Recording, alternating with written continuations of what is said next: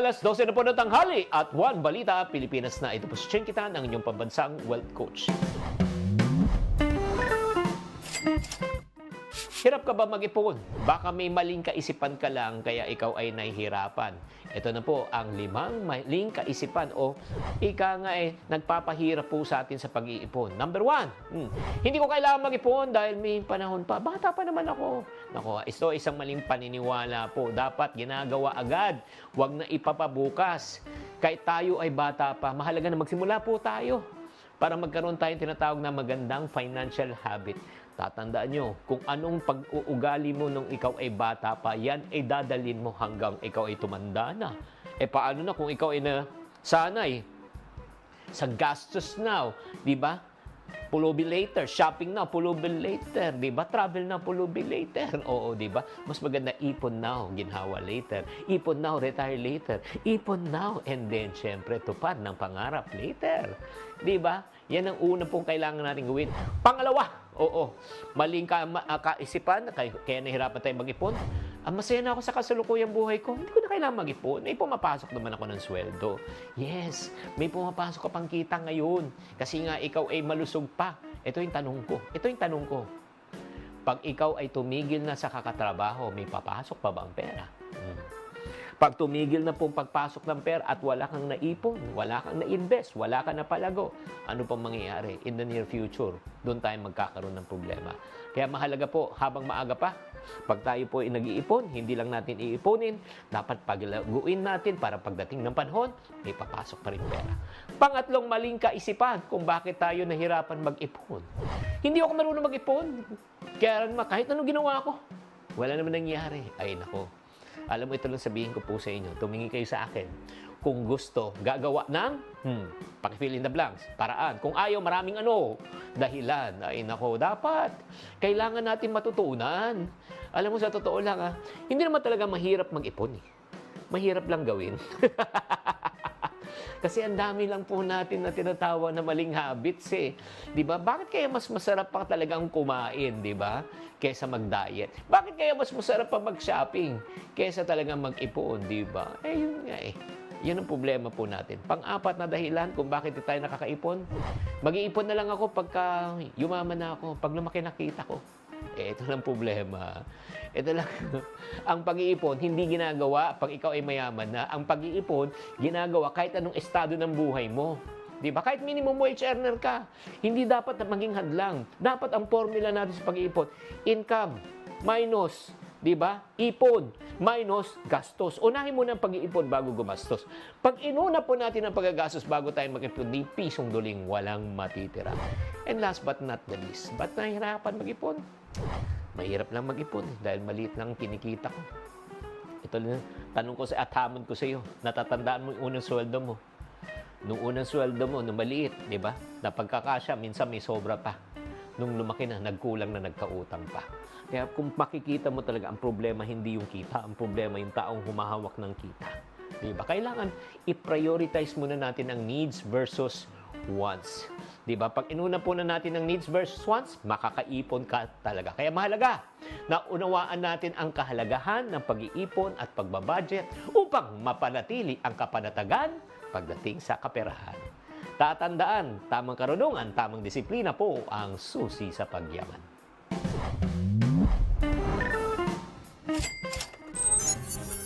Buwan mano sa ating One Balita Pilipinas ngayong Martes.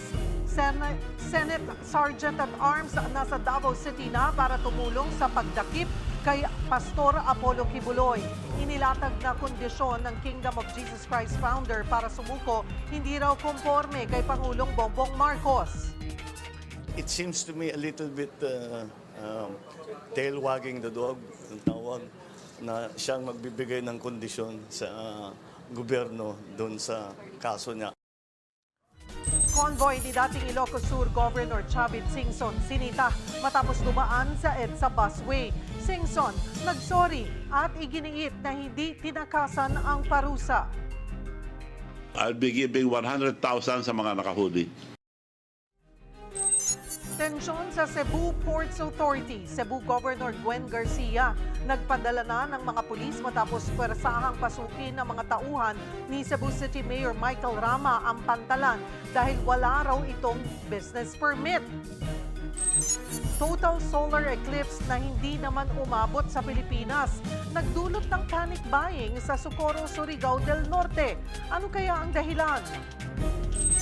At Queen of Bangsamoro Pop na si Shaira, ilalabas daw uli ang na-issue niyang kanta na Selos matapos makausap ang kinopyahan niyang singer na si Lenka. Balitang mainit-init pa! Balita Pilipinas na Yan ang latest sa showbiz sikahan. Ngayong tanghalian, kasalo si Cheryl Cosset. One Balita Pilipinas!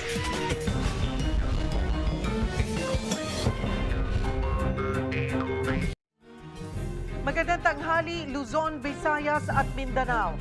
Nakifiesta lang pero hindi na nakauwi ang isang ginang sa Iloilo. Natagpuan na lang siya na inaagnas na at posibleng ginahasa pa. Para bigyan ng mukha ang balita, Mobile Journal, Kayla Makantan.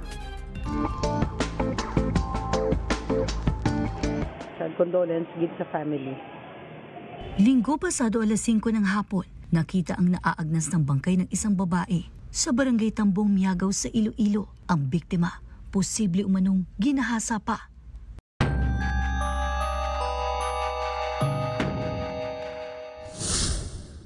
Nakataas ang t-shirt hanggang kilikili. Wala ng bra, habang ang panty niya naman ay nasa leeg. Isang dugo ang brief din ang nakita sa lugar. Mistulang hinampas din ng matigas na bagay ang kanyang ulo. Ang masaklap, dahil naaagnas na, hindi na makilala ang bangkay. Pero sa patuloy na pag-iimbestiga ng mga pulis at LGU, nakilala rin ang biktima na si Marivic Felicissimo, 52 anyos. Sa ngayon po, hintay na po natin yung availability ng nagkakandak ng medical legal. Sa after na nga po siguro mga examination natin nalaman kung ano po yung cause of death. Kwento ng kanyang pamilya, April 5 pa nang huling makita ang ginang nang pumunta at magkifiesta sa barangay Titay. Pero buhat noon, hindi na umuwi si Marivic.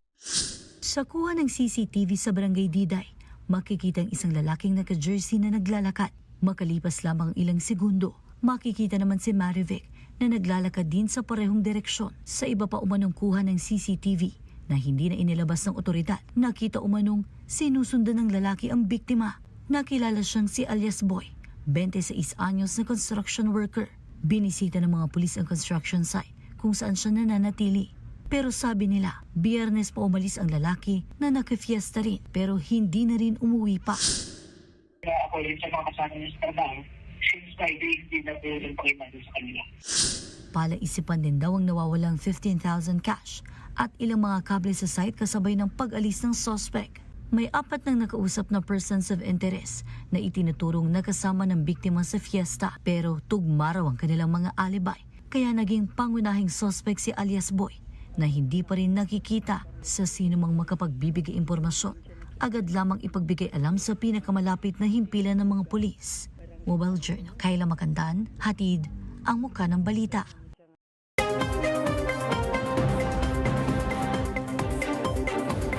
Ihahablan na rin mismo ng Cebu Ports Authority si Cebu Mayor Michael Rama matapos na salakayin at sapilitang ipasara ang Pantalan dahil umano sa kakulangan ng permit.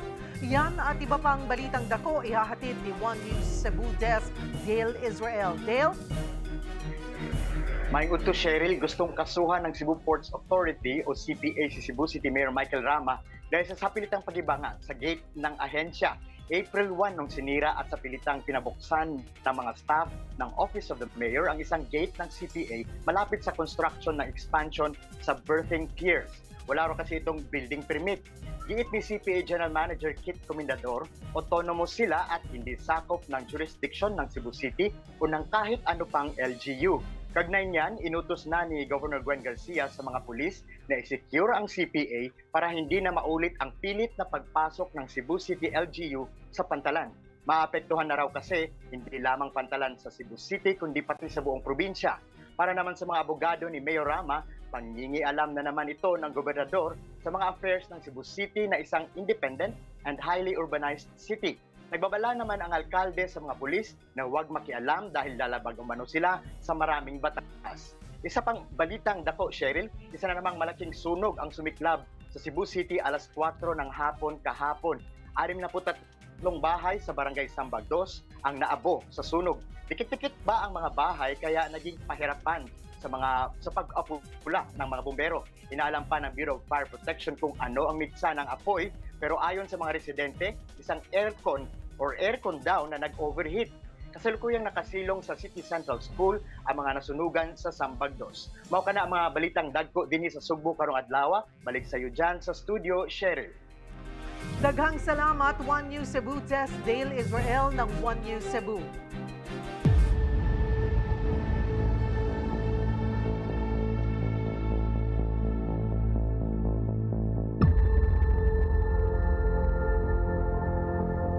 Malaking tulong ang ginagawa ngayong pagbabawas sa water pressure kapag off-peak hours para mapanatiling maayos ang supply ng tubig sa mga bahay at establishmento.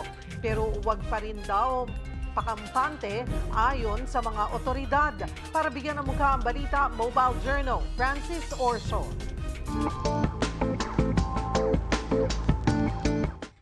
Magtatatlong linggo mula nang i-anunsyo ng PAGASA ang pagsisimula ng tag-init, lalo pang lumalaki ang nababawas sa Angat Dam na pangunahing pinagkukunan ng tubig sa Metro Manila. Ayon sa PAGASA, umaabot na sa 0.40 meters ang average daily drop ng Angat. Kaninang umaga, 196.15 meters na ang current elevation nito. 16 na metro ang pagitan sa minimum operating level na 180 meters. At sabi ng ahensya, bago magmayo, bababa pa ang level ng Angat. Based sa aming data, in-expect namin nasa greater than 185 level pa rin siya pag natapos yung April based sa movement ng daily consumption ng Angat. Hindi rin daw malabong tumaas pa ang average daily drop sa Angat Dam hanggang 0.50 meters mula sa karaniwang 0.30 to 0.40 meters ngayon. At inaasahan ding sasadsad ito sa minimum operating level sa buwan ng Mayo hanggang Hunyo. Para tugunan yan, nagbawas na ang Metropolitan Waterworks and Sewerage System ng water pressure sa mga water concessionaires, kabilang na ang Maynilad at Manila Water. Ito ay para makatipid, lalo na doon sa mga nasasayang na tubig kapag may tagas ang mga tubo. Pero nilinaw ng MWSS na sa ngayon, hindi pa naman gaanong ramdam ang pagbabawas sa water pressure. Sinasabi nga namin sa mga customers na yung pagbabawas na to ay hindi naman siya kawalan ng tubig sa ating mga kababayan. So hindi mawawalan ng tubig yung ating pong kababayan, kundi mababawasan lamang yung lakas ng pressure. Mananatili hanggang katapusan ng Abril ang 50 cubic meter per second na kasalukuyang water allocation ng National Water Resources Board sa MWSS. Sa ngayon ay naka-maintain pa naman po yung 50 cubic meter per second na allocation natin from the Angat Dams. Base sa ating nagiging projection, hindi naman tayo aabutin ng 195 sa April 10. We are positive na magiging continuous yung 50 CMS na inallocate sa atin ng NWRB. Pero wag pa ring makampante dahil posible pa rin daw ang paminsan-minsang water service interruption. Depende na kapag nagsagawa ng maintenance ang mga water concessionaire. Paalala na lamang sa lahat na magtipid at maging wais sa paggamit ng tubig sa panahong ito. Mobile journalist Francis Orso po, hatid ang mukha ng balita. Nakapagtala ng pagtaas ng kaso ng pagdurugo ng ilong ng mga estudyante, partikular sa General Santos City. Ayon sa Department of Health, epekto pa rin ito ng sobrang init na panahon. Para pag-usapan yan, magkakasama natin si Assistant Secretary Albert Domingo, ang Deputy Spokesperson ng DOH. Magandang tanghali po sa inyo, ASEC. Salamat po sa oras. Magandang tanghali, Cheryl, sa iyo at sa lahat ng ating tagapanood at tagapakinig. Para po sa kaalaman ng maraming nanonood po sa atin, ASEC, bakit nga po ba madalas yung pagdurugo ng ilong tuwing dry season? Sa panahon ng tag-init, kung kailan ang hangin ay mainit, yung tinatawag na humidity, yung tubig o yung lagkit sa hangin ay bumababa. Pag nangyari ito, yung loob ng ating ilong, nakaraniwang dapat mamasa-masa, no? Kaya meron tayong usually sipon, no? Sa loob ng ating ilong. Natutuyo rin po yun. At parang lupa na natutuyo at nagbibitak-bitak tuwing tag-init. Pag nangyari po yan, ay yung maliliit na ugat ng ating daluyan ng dugo ay pumuputok at nagiging sanhi ng pagdurugo ng ilong o epistaxis.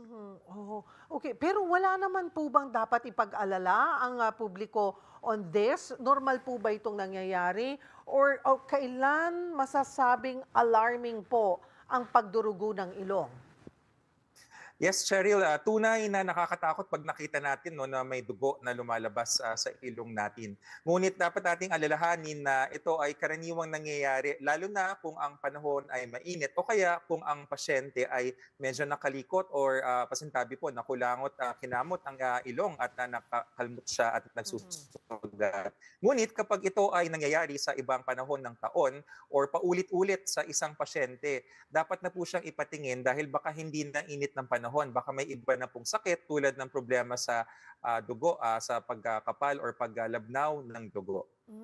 O bilang first aid po, kung ganitong panahon nga ay madalas po tayo nakakakita ng pagdurugo ng dugo ng ilong, lalo na yung mga bata, ano po, yung mga estudyante natin. Ano po ang first aid? Ano po yung dapat gawin? Yes, ang first aid natin na Cheryl, no, para sa pagdurugo ng ilong is gamitin ang hintuturo at ang hinlalaki at ating pikutin, no? Let us pinch yung ating ilong para yung ating nostrils nakasara. Pero pag ginawa natin yan, dapat dire-diretso mula 10 hanggang 15 minutos. Opo, 10 to 15 minutes kung kailangan pong orasan. Ang ginagawa kasi natin, yung maliliit na sugat sa loob ng ating ilong ay ating pinaghihilom. Para pong sa labas, no, pag nasugatan tayo sa balat natin, ang ginagawa natin, nilalagyan natin siya ng gasa or bulak para hindi ito tuloy na dumugo. Ngayon po, nabanggit ko na rin yung gasa. Tayo po ay sumangguni sa isang doktor or health center kung kailangan lagyan ng gasa or bulak sa loob. Huwag natin gawin sa sarili natin dahil pag di tayo sanay or yung materialis na ginamit natin ay hindi sapat or angkop para sa ilong, baka ito po ay masira at maiwan sa loob. Ayaw naman nating mangyari yun. Kasi po yung iba, naalala ko nung bata ako, talagang mas pinapasinga. Sige, ilabas mo lahat yung dugo, or pinapasinga, or tingid na lang sa taas para hindi tumulo yung dugo tapos pinapahiga. Yung po ba'y tamang proseso? Paliwanag po natin, Cheryl, yung dalawang yun. No? Una, yung pagsinga ng dugo, ang epekto kasi niyan, parang kung sa langib ng sugat sa labas ng katawan ay ating kinalmot o tinanggal, tinungkab yung langib, edi magkakaroon uli ng pagdurugo. So ganun din po yun. Kapag tayo ay singa ng singa, kung imbis na namuo yung dugo at sumara yung sugat, mangyayari ay dadaloy ng dadaloy. Yun naman pong pag-angat ng ulo or pag-atras, ang problema po kasi dyan, yung ating kuweba sa loob ng ating ilong, maliit na lugar doon, no, pwedeng dumaloy yung dugo papunta sa ating tiyan. Marami pong mga bata, maraming mga pasyente, ang nangyayari nalalasahan, medyo lasang bakal at hindi maganda yung lasa ng dugo at nagiging sanhi ng pagduduwal, nagkakaroon ng komplikasyon. So ang pinaka first aid talaga is yung ating isara natin yung butas ng ilong 10 to 15 minutes. Wag hong sisilip-silipin na wag bubuksan-buksan kasi kailangan dire-diretso siya. Tapos tignan natin. If after 30 minutes of doing that ay hindi pa rin tumitigil, saka ho tayo pumunta sa emergency room kasi baka iba na ho yung nangyayari. Isingit na rin po namin na ito pong issue naman natin sa pertussis o whooping cough. Sinabi po ni Health Secretary Ted Herbosa na posibleng magkaroon ng shortage sa pertussis vaccine sa Mayo. Kumusta po ba yung in-order nating bakuna na I understand mga mid this year po pa ang dating, mga June or July? Opo, ang ating 3 million doses ng pentavalent vaccine na in-order ng ating gobyerno ay ina-anticipated na dumating mga bandang Hunyo pa po. Ngunit ating ipaliwanag sa ating mga kababayan, no, wala po tayong physical shortage. Meron pong actually pentavalent and yung isa pang klase yung Tdap vaccines na available nasa private sector market lang po. Tungkulin namin sa DOH at tinatrabaho namin kung paano natin mabibili yon para ito ay mabigay ng libre sa ating mga health center. Ang sinabi po ni Secretary Erbosa na aming pinaprioritize sa ngayon yung tinatawag na DTP or yung 3-in-1 or diphtheria, tetanus, and pertussis vaccines. Ang kumpara sa 5-in-1, ito 3 lang. Available rin po yan at sa aming nakikita sa merkado ay mas mabilis na makukuha. So meron pa hong mga bakuna, yung pentavalent, although paubos na, at amin pong sinusolusyonan para pagdating ng Mayo, kaya sinabi ni Sec na uunahan na namin na huwag magkaroon ng gap.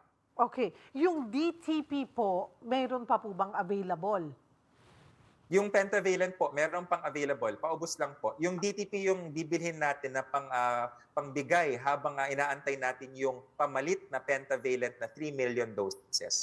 Okay. So para lang po klaro, Asek, ang pamahalaan po, wala tayong DTP lang. Ang ginagamit natin ay pentavalent.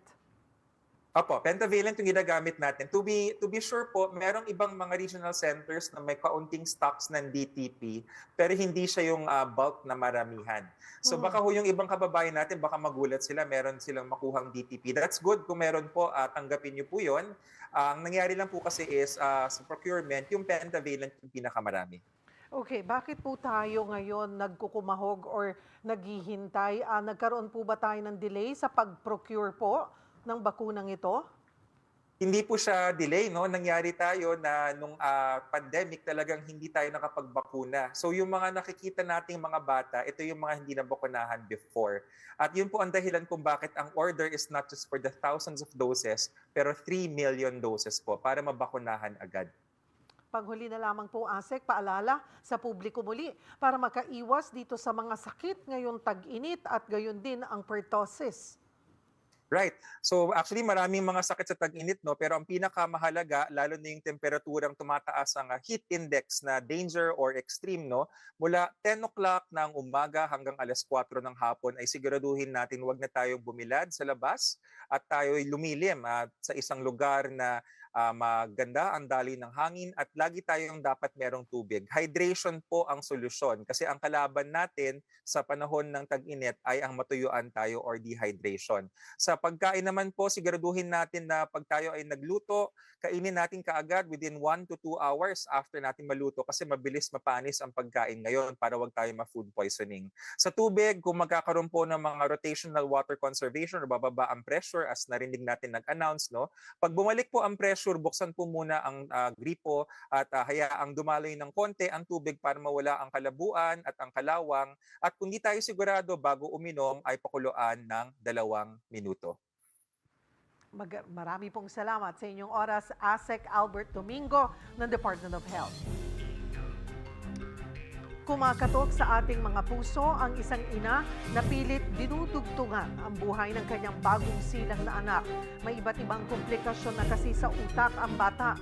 Para bigyan ng mukha ang balita, Mobile Journal, Yeda Pascual.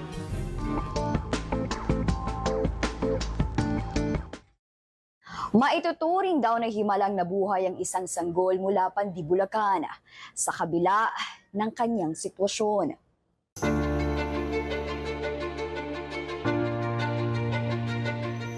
Siya si Baby Miracle Kate, ipinanganak na may hydrocephalus at schizencephaly. Sa hydrocephalus, nagkaka-build up ng fluid sa cavities o ventricles ng utak. Sa schizencephaly naman, nagkakaroon ng mga slit o cleft sa bahagi ng utak.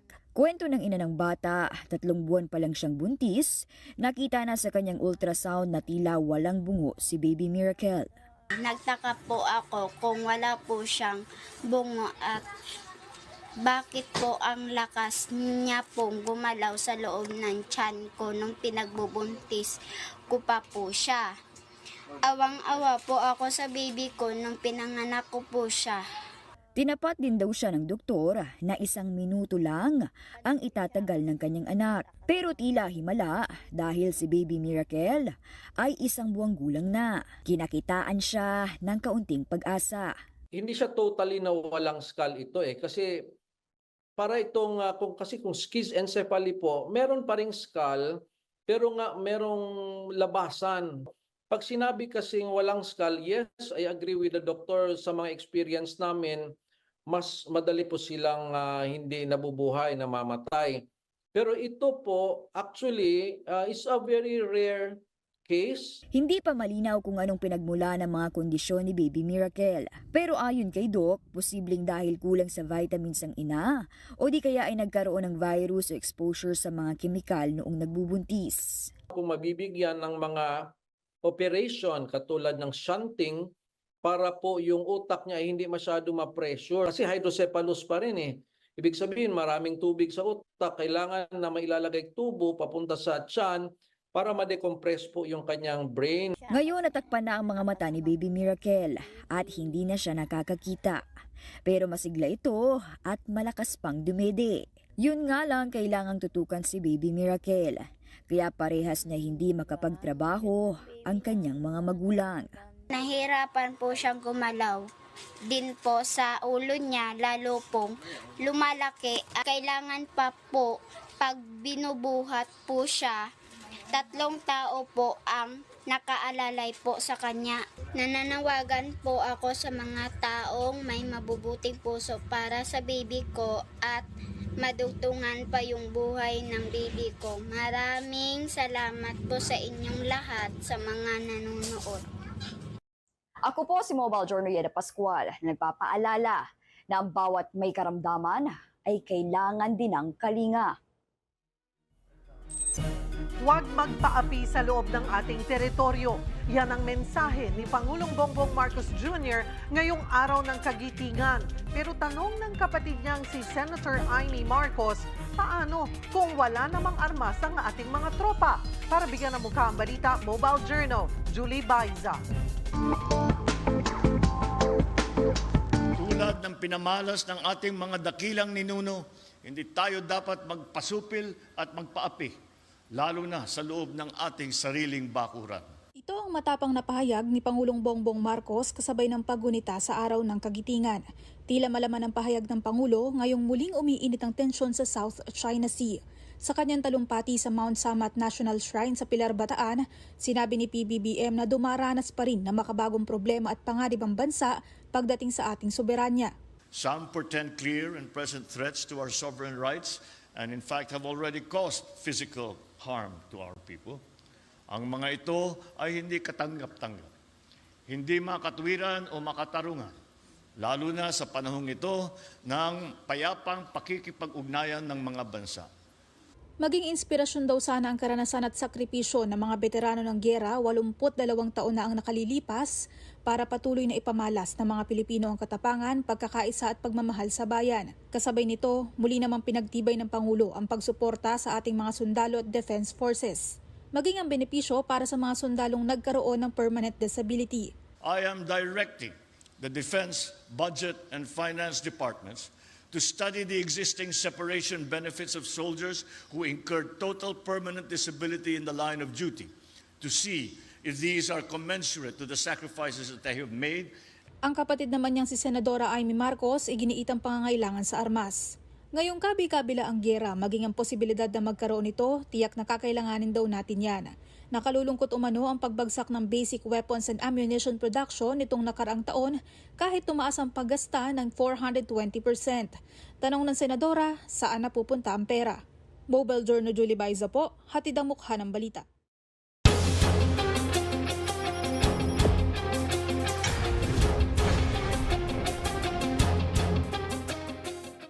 It seems to me a little bit tail wagging the dog, ang tawag, na siyang magbibigay ng kondisyon sa gobyerno doon sa kaso niya, akusado siya sa warrant of arrest. We will exercise all the compassion to Pastor Kibuloy. We've known him for a very long time. And ang mapapangako ko, all the proceedings will be fair. Now, as to the involvement of the United States, malayo pa yan eh. That's going to take years yet. So I don't think that's something he needs to worry about, quite frankly. Yan ang naging sagot ni Pangulong Bongbong Marcos sa inilatag ng mga kondisyon ni Pastor Apollo Kibuloy para raw sa kanyang pagsuko. Pangunahin dyan ang kasulatan mula sa top officials ng bansa na hindi mangingialam ang Amerika sa kanyang kaso. Sa ngayon, nasa Davao City na rin ang Senate Sergeant at Arms para sa pinaplanong pag-aresto sa Kingdom of Jesus Christ founder.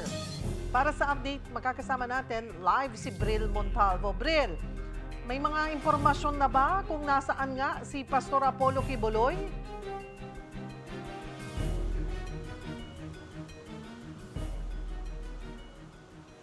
Cheryl, kinumpirma nga ng Davao PNP na nandito na sa lungsod ang mga tauhan ng Office of Senate Sergeant at Arms para sa kanilang nakatakdang paghahain ng arrest contempt laban sa founder ng Kingdom of Jesus Christ na si Pastor Apollo Kibuloy. Kahapon nga nang dumating sila dito sa lungsod at agad silang nakipagpulong sa PRO or Philippine Regional Office 11 para humingi ng assistance. At pinulong din ng Office of Senate Sergeant at Arms ang mga tauhan ng Task Force Davao at maging ang National Bureau of Investigation. Sa ngayon, Cheryl, ay wala pa ring alam or wala pang alam ang otoridad kung nasaan eksakto ang kinaroroonan ngayon ni Pastor Apollo Kibuloy. Cheryl? Lumalabas talagang nahihirapan silang hanapin at nagtatago. May balak ba ang mga otoridad na magbigay ng reward money sa mga kapagtuturo? Baka sakaling pag naglagay sila ng certain amount, merong makapagturo kung nasaan siya. Cheryl, kanina ngang umaga ay nagkaroon ng press conference dito ang Davao City Police na pinangunahan ni City Director Police Colonel Richard Badang at tinanong natin sa kanya kung may plano ba ang PNP na maglagay ng itong reward money kay Pastor Apollo Kibuloy kung saan ang kinaroroonan nito. Pero ang sabi nila, wala pang ganyang impormasyon, Cheryl. So meaning, walang reward money ngayon kay Pastor Apollo Kibuloy. Ano ang magiging proseso sakaling mahuli na si Kibuloy?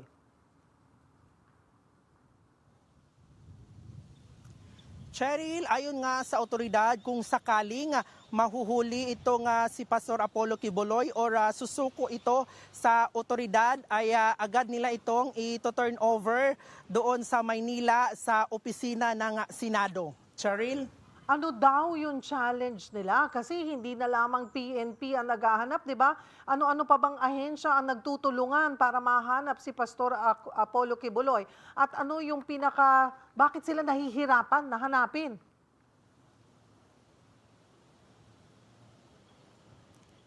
Cheryl, sa ngayon nga ay nagtulong-tulong na ang iba't ibang ahensya ng gobyerno maging ang intelligence personnel ng Task Force Davao, PNP, National Bureau of Investigation at itong CIDG. At hanggang sa ngayon ay nahihirapan silang malocate ito nga si Pastor Apollo Kibuloy kasi nga marami itong ari-arian dito sa Davao Region at pinapaniguro ngayon ng otoridad na nandito lang sa Davao or sa Mindanao, kung wala man, nandito pa rin sa Pilipinas si Pastor Apollo Kibuloy kasi nga wala silang natatanggap or wala daw attempt na lumabas itong si Pastor Apollo Kibuloy ng bansa. Ayon din sa record ng Bureau of Investigation. Cheryl?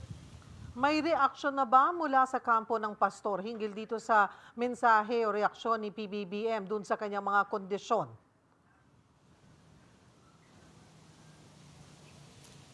Cheryl, kanina din ay nakausap natin si Police Colonel Richard Badang. Siya itong ground commander dito sa nalalapit na pagsisilbi ng warrant contempt laban kay Pastor Apollo Kibuloy. At sabi niya ay constant ang kanilang communication sa mga abogado ni Pastor Apollo Kibuloy. At sabi nga ng mga abogado ni Pastor Apollo Kibuloy na wala silang resistance kung sakaling susuko man ito or susurrender si Pastor Apollo Kibuloy. So wala pa ding pahayag si Pastor Apollo Kibuloy hinggil sa mga statement ni Pangulong Bongbong Marcos laban sa kanya. Cheryl?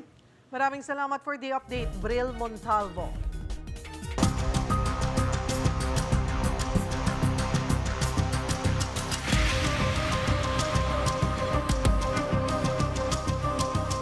Nilinaw ng Pag-asa na walang katotohanan na ang mga kumalat online na 3 araw magdidilim ang langit kasunod ng total solar eclipse. Ilang residente kasi sa Surigao del Norte ang nagpanic buying dahil dito. Magbabalita si Mon Gualvez. Pasado alas 12 ng tanghali sa Mexico, nagtipon ng mga taga Mazatlan sa open area malapit sa dagat. Karamihan bit-bit ang teleskopyo. Yung iba, naka-shades. Nagpiknik pa nga ang ilan. Ilang saglit lang, tuluyan ng tumakip ang buwan sa araw. Ang Pinay na si Shekinah Lobarbio, sinaksihan ng total solar eclipse kasama ang kanyang pamilya sa Dallas, Texas. Unang pagkakataon daw niyang maka-experience ng total solar eclipse. It was a great experience kasi first time kong naka-encounter ng ganong event in my life. Before kasi sa Philippines, hindi ko pa na-experience na simula nung bata ako. So, sabi nila before daw sa Philippines is 1960 pa nangyari yung solar eclipse. And then now, ngayon, mismo ako naka-experience ng ganitong event. Yun nga lang, hindi ito nasaksihan dito sa Pilipinas. Ayon sa Pag-asa, April 20, 2042 ang sunod nating schedule ng total solar eclipse na pinakamatatanaw umano sa Legazpi City. Pero hindi napigilan ng balitang yan ang fake news. Sa Surigao del Norte, nagpanic buying ang mga residente sa bayan ng Socorro. Meron daw kasi nagpakalat sa social media na magkakaroon ng 3 araw ng kadiliman dulot ng solar eclipse. Bagay na pinasinungalingan na rin ng Pag-asa. Ako, Simon Gualvez, para sa 1PH. Kaugnay ng panic buying sa Socorro, Surigao del Norte dahil sa napabalitang 3 araw ng kadiliman, makakausap natin si Ginoong Edelito Sangco, ang chairperson ng Socorro Empowered People's Initiative. Magandang tanghali po sa inyo, sir. Magandang tanghali po, Cheryl, at sa lahat ng mga nanonood at kasbay. Sir, kwentuhan nyo nga kape, abay, kailan ba kumalat itong unverified report tungkol nga po dito sa 3 days darkness? Anong nangyari ito mga ilang araw bago yung April 8 na schedule ng total solar eclipse. Noong una, hindi kami naniniwala kasi parang sabi-sabi lang, pero meron talagang nangyari. Merong panic buying. Kaya nga pina-verify ko doon sa mismo sa tindahan na pinagbilhan kung ano yung mga binibili. Yan pala yung mga portable lamps na yung ilalagyan ng kerosene. Opo. Yun daw ang yung binibili ng maramihan ng mga tao na naniniwala din sa ganong mga pakalat ng mga fake news. So, may confirm po, marami po, mayroon ho ba tayong estimate kung gaano karaming, ilang porsyento po ng bayan nyo ang nag-panic buying at kasama po ba dito yung mga taga-sitio kapihan? Hindi natin ma-confirm kung ilan talaga kasi kinausap natin yung may-ari ng tindahan, hindi naman nila ma-account kung ilan talaga, pero sabi nila marami talaga. At saka hindi nila maturo kung sino-sino yung mga tao kasi hindi naman nila kabisado lahat ang mga tao dito. So nagkaubusan po nung sinasabi nyo pong lamp? Yes, gano'n na. Nagkaubusan. Saka tinatanong nila bakit nangyari na ngayon lang nangyari na maramihan yung pagbili. Yun na nga, meron daw nagsabi sa kanila na yung solar eclipse na mangyari daw na 3 days ang darkness, so sila ay naniniguro daw. Sabi ni Mayor, Socorro Mayor Riza Timkang, hindi totoong nagkaroon ng panic buying sa bayan. Ano ho ang inyong reaksyon on this? Hindi nga siguro umabot sa atensyon ng aming mayor kasi nga, hindi naman ganong kalaking porsyento ang nangyari na ganon. Yun na nga, yun ang akin din na bakit kumalat itong balita na ito. Ang sinabi ko lang doon, nag-post ako sa Facebook na wag naman nating samantalahin yung mga hindi masyadong may access sa information. Ang sabi ko sa aking post na pagtulungan natin na inform yung mga tao na hindi totoo. At ito nga, na-pick up ng media, itong post ko sa Facebook, ito nangyari sa ngayon. Hindi naman maramihan ang pag-panic buying. Hindi nga, kunti lang. Medyo lang ang may-ari ng tindahan, yung pinakausap ko, ay nanibago siya kasi hindi naman dati na maramihan ang pagpili ng mga portable lamps. Ipaliwanag naman na huba sa mga residente na, ayun nga, hindi naman totoo na magkakaroon ng 3 araw ng kadiliman. Yun na nga ang ginawa ko. Doon na nga ako nag-post sa aking Facebook, sa aking profile, para tulungan itong stop itong misinformation nito kasi kawawa naman yung mga walang masyadong access na napaniwala sila. At yun naman, nag-stop naman yung panic buying. Hindi naman ganoong massive talaga ang panic buying. Sir Edelito, makikibalita na rin ho kami dito sa kanselasyon ng kasunduan nga po ng DENR dito sa Socorro Bayanihan Services Incorporated o SBSI para ipagamit nga itong protected area sa lugar. Kumusta na ho yung paghahain ng notice ng DENR? Kahapon nga, nagkaroon ng coordination meeting doon sa office ni Mayor Sarapin Sir Timkang. Pumunta doon ang mga personnel ng DENR. Galing silang nag-serve ng order of cancellation doon mismo. Sabi nila sa amin na ni-receive naman daw. Actually, ni-receive kasi nakita na receive copy doon sa tumatay yung OIC ngayon sa Secretarihan. Pero nga, ang sabi ng taga-DENR, nung tinanong namin na ano yung sentimento nila, ang general sentiment daw na bakit daw sila palipatin sa ibang lugar. Komportable na sila ngayon. Kung ilipat sila sa ibang lugar, magiging uncomfortable yung buhay nila. So yun daw ang general sentiment ng mga tao. Sa ngayon ho, di ba, nasa higit 1,000 po yung residente dito sa Sitio Kapihan. Ano ho ba ang sabi ng LGU? Saan ho sila ililipat? Ang DENR, meron silang sinasabi na meron silang listahan na 404 na tenured migrants na obligasyon nila na bigyan ng relocation site. Yung hindi sakop ng tenured migrants, yun ang napasakop na rin sa reintegration plan ng Municipal Government of Socorro na doon sila ibalik doon sa mga barangay na kanilang dating tinitirhan prior to 2019 nung pumunta sila sa Sitio Kapihan.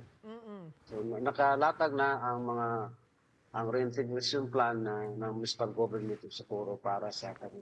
Gaano po ba katagal yung ibinigay na palugit ng DENR para tuluyan na po nilang lisanin itong protected area na ito?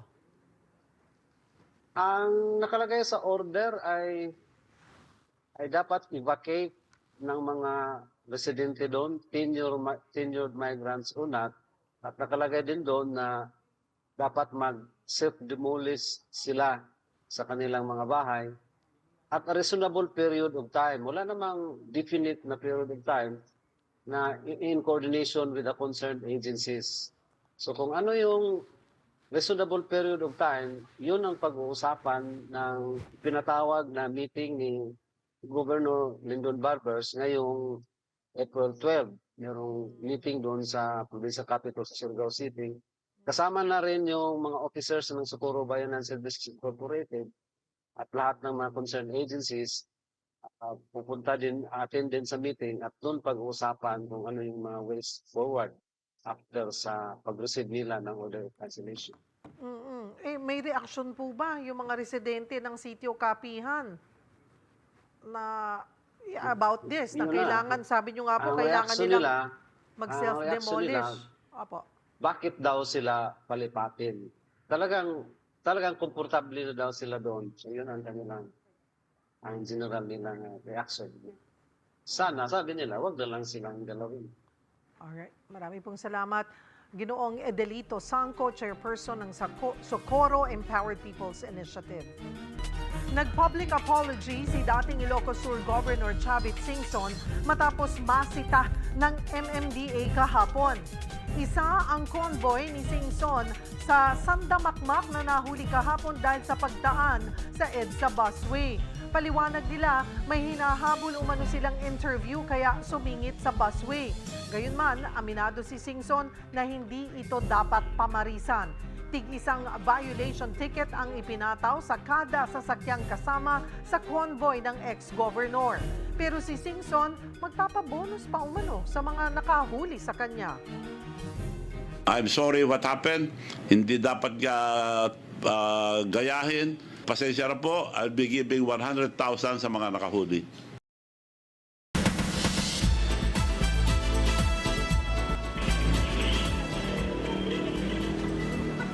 Hola mga kapatid, nandito tayo ngayon sa Quezon City dahil ongoing ang pictorial ng The Purse family ng mga mulak. Siyempre, bukas ko ibibigay yung buong detalye tungkol sa pictorial na yan. Bibitinin ko kayo dyan. Pero ito ang hindi nakakabitin, araw ng kagitingan. Well, what to do? Showing na ang Gomburza sa Netflix. Yan at ang iba pa sa report na ito. Yung sabihin mo sa akin, Padre, hindi ba talaga tayo minalas at sinumpang bayan? Sa mismong araw ng kagitingan, mas paaalabi ng pagmamahal sa bayan.